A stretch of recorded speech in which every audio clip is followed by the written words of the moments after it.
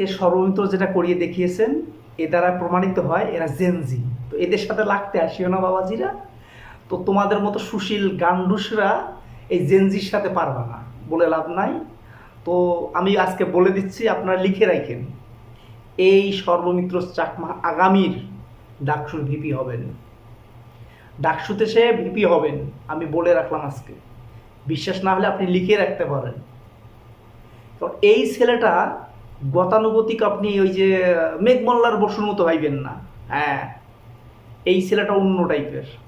তো এ আসলে এর সাথে আমার কিছুদিন আগে দেখা হয়েছিল। আমি নিজে থেকে ওকে ডেকে ওর সাথে কথা বলছিলাম। আমি ওকে বলছিলাম যে সর্বত তোমাকে আমার খুব ভালো লাগে, যে তুমি ভয় পেও না, যে তুমি একা, তো কখনো অন্যায়ের সাথে আপোষ করবো না, তুমি তোমার কাজটা করে যাবা, ইনশাল্লাহ তুমি কোথাও কোনো কেউ তোমাকে আটকাতে পারবে না।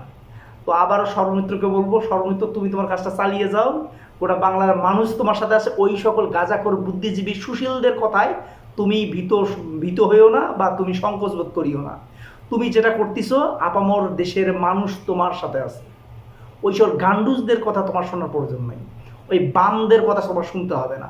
ওই বাম, ওই গান্ডুসরা কখনো ভালো চায়নি, চাবে না, করবে না, করতে দেবেও না। অতএব তুমি তোমার কাজটা করে যাও, তুমি সঠিক পথেই আছো। মনে রাখবা, যতদিন বামরা তোমার সমালোচনা করবে, তোমাকে খারাপ বলবে, তুমি ধরে নিবা তুমি রাইট ট্র্যাকে আছো। তুমি কখনোই থেমে যাবা না বামদের কথায়, ওই গান্ডুসদের কথায়। তুমি সেলুট, সেলুট জানাই তোমাকে। তোমার আজকের যে কাজটা তুমি করছো, এই বামদের, এই গান্ডুসদের, ডাক্তার জাহেদদেরকে যে চপেটে ঘাতটা তুমি দিছো, এটার জন্য তোমাকে সেলুট জানাই। তুমি আসোই জিনিয়াস একটা।